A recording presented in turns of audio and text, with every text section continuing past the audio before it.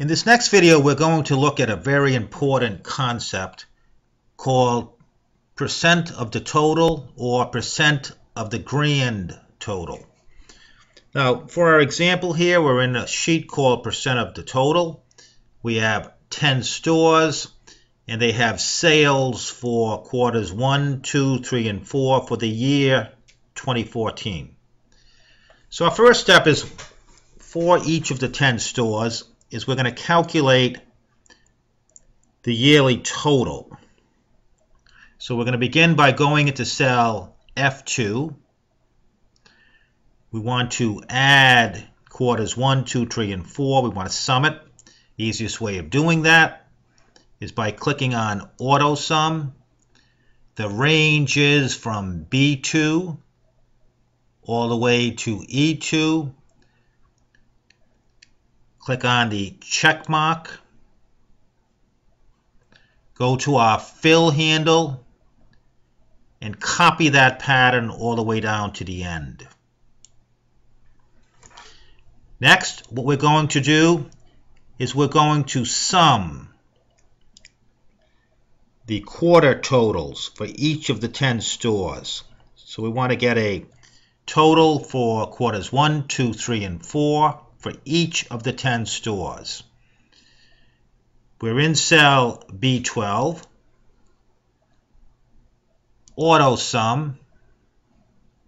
Our range is from B2 to B11, starting here at B2, colon, all the way down to B11.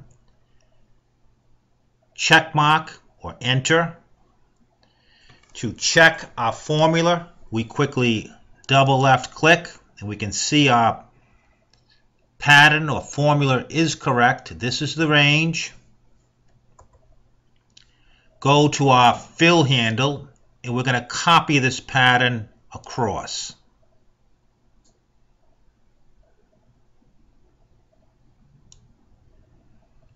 We don't have quite enough room here. So in between F and G, we have our cross. Quickly double left click to widen the column. So we have a total, grand total of our sales for all the stores of 28,000. I'm going to click in here and make this yellow. Click on the fill handle. So it's going to stand out. So looking at our information here, what it's showing us is that for store 1 had sales for the entire year, quarters 1 through 4, of 1,000. Store 2, 1,400. Store 3, 1,800. For a grand total for all 10 stores of 28,000. Now we're going to go up to cell G2 because this is going to be our starting off point. What our objective is to determine the percentage of the total for each store, what their contribution is. Another way of saying that is that if we're just using a calculator, the percentage of the total would be determined by taking the 1,000 here divided by 28,000. For our next store, it would be 1,400 divided by our grand total of 28,000. For store 3, 1,800 divided by 28,000. Now, if you notice anything, we have a pattern, and what the pattern is that our denominator is constant, or it's an absolute. It's always this amount right here, the 28,000. It's not changing. That denominator is always going to be in this location of F12. That's the key. So once again, 1,000 divided by 28,000. 1,400 for store 2 divided by 28,000, and then down the line. So our formula would once again, of course, begin with an equal sign. Store 1 sales 1,000 divided by 28,000. Check mark. Let's turn that into a percent or format it. Be roughly 4%. And if we wanted another place, decimal place, we could click right here. If we double check this formula, double left click it. 1,000 divided by 28,000. Now, I'm going to show you a typical way of doing this, which is an error. It's a mistake. This first formula is correct, but I'm going to go into our fill handle and now drag it all the way down. And lo and behold, I have an error message. We can't divide by 0.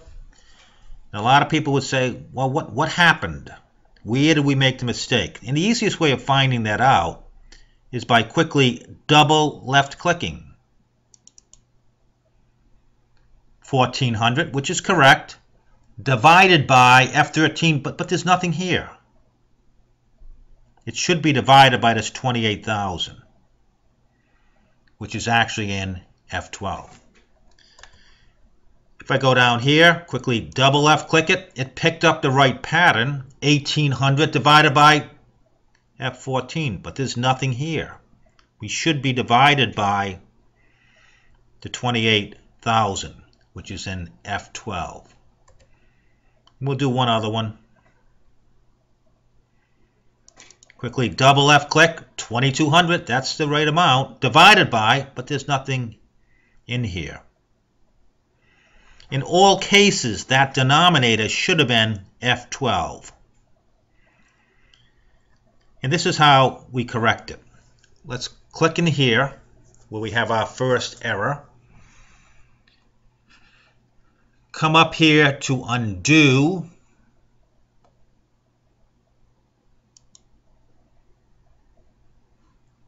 We have F2 divided by F12. I want that F12 always to be in the denominator.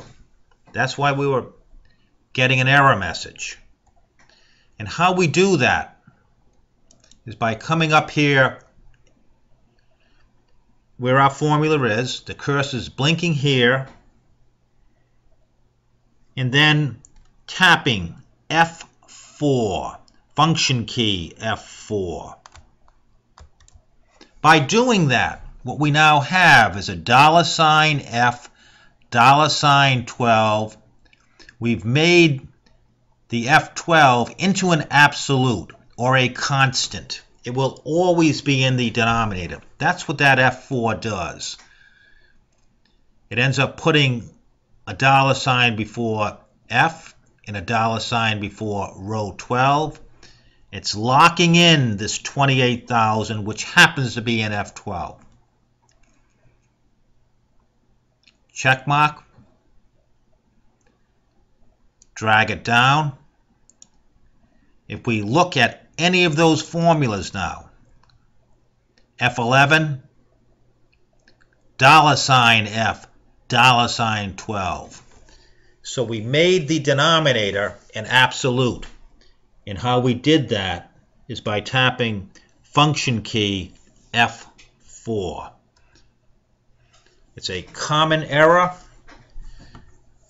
but it's something that you have to be aware of.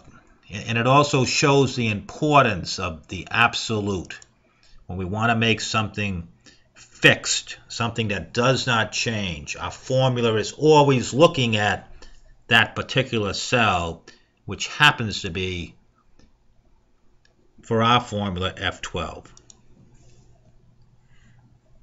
Thank you.